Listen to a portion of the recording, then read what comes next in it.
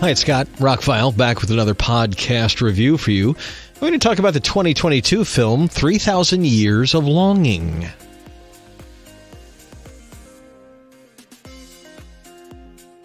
The short version is, this is an old-fashioned movie, the likes of which they don't make anymore, wrapped up in newfangled modern technology. It's a great classic film of two people and a great story and acting and some special effects, but really it's all about the story. So if you don't know anything about it, this came out last year. I was really excited to see it. It didn't play here at all. It did not play here. I would have gone to the theater. And then when it came out in Blu-ray and 4K, I really wanted to see it first. So it's streaming on Amazon. You can watch it for free if you're a Prime member. There you go. So I finally watched it the other night. Really just had to be in the mood for it. George Miller, who directed the Mad Max movies, and Babe directed this. I would say it's a combination of those two. There's some action stuff in it, but there's also some fantasy and some beautiful stuff in it. And it's the story of a scholarly woman who's single, who has written and told stories all her life. She is a college professor and that kind of thing, a traveling storyteller. And she meets a genie out of a bottle. And he's got great stories. And they kind of have some conversations. And that's really what it's about. I know that sounds boring, and it's definitely not. You actually go to these far-off places when they tell the stories and stuff. And how it all works and how it all plays out gave me a smile, a chuckle, a laugh, a warm heart. I was impressed.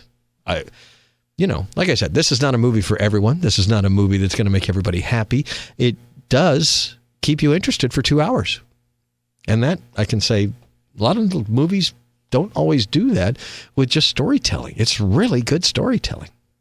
The special effects are good, and I'd watch Idris Elba and Tilda Swinton do anything, literally. I'd watch them read the phone book.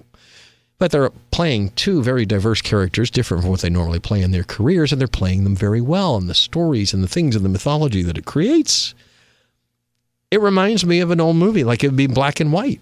Obviously, much worse special effects, too. But anyway, I know why it wasn't a hit. It had a $60 million budget. It only made about $20 million so far before it hit streaming and home video. I'm going to own a copy of this movie eventually. I just thought, it's storytelling on a level that we just don't get anymore. You've got two great actors and a few other people in the movie. You've got some timeless storytelling. There's a meaning to each story, each fable, if you will. It kind of plays out like one of those things. But it's done with a very modern, playful sense. And in the end, I totally warmed up to it, enjoyed the journey with these characters, and liked where they took us at the end. And the hopeful feeling it leaves you at the end. I was totally impressed with it. And I'm dancing around things. I mean, obviously, two people in a room telling stories to each other doesn't sound very interesting. But again, you go on these extravagant journeys of great special effects and beauty and acting and chivalry and action. And anyway, I thought it was fantastic. And I'm planning to own a copy.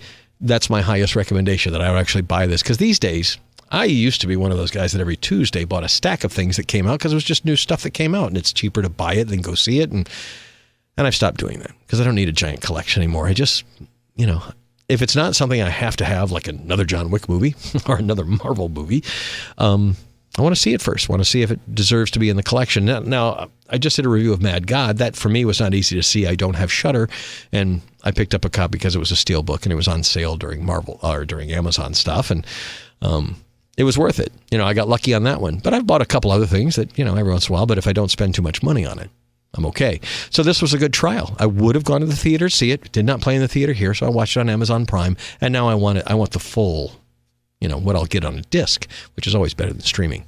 Better surround sound, better picture, better everything. I can't wait, because it was really one of the better movies I've seen this year. So there you go. Like I said, not for everybody. If you're more into John Wick or Dungeons and Dragons, maybe, but this is storytelling. Really good storytelling. Fairy tale for adults. It's a little R-rated, not terribly R-rated. You won't be offended by much in this movie, but it is good. It's a good one. Check it out. Not of the normal flicks, but definitely worth a watch. 3,000 Years of Longing, Idris Elba and Tilda Swinton. Very good. Scott Hamilton, I'm ROCKFILE. This is my podcast. Thanks for listening, taking time out of your day. That's a big deal. Maybe we'll get into a spoiler cast and really go into some of the stories here. There's a lot being said in this film underneath the undercurrent. I hope you enjoy it. Let me know if you do. I got comments below, and my email address is rockfile@live.com. Have a spectacular day. Thank you for listening.